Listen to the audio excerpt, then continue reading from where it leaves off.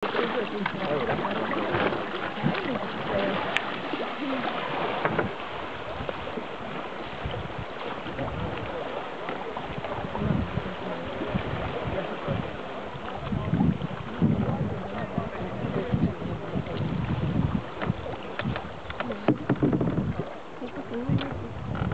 tou horou je také pozdĺžné skalisko, Poliaci ho volajú Zamková hora.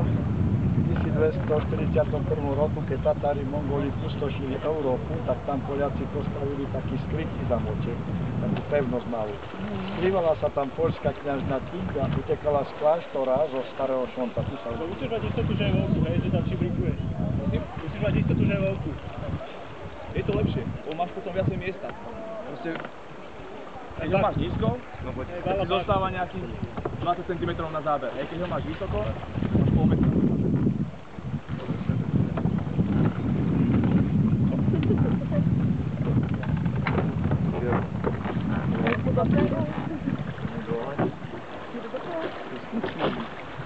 Co się stało? To jest wyskушać. No tu może, tu leniwe. Leci stracisz prysł. No.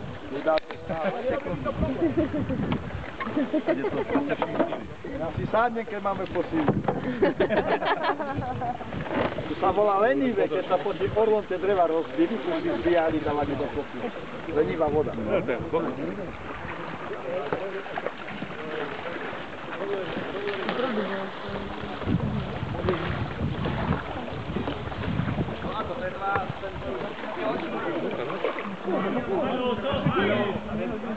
Aha, ich otočil na otok.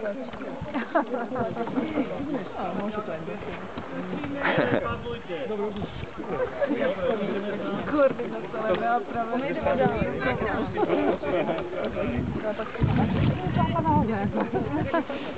Ne, teď už přišekuju.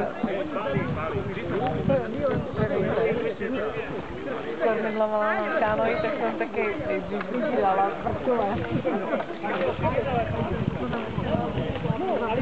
To mi to točilo.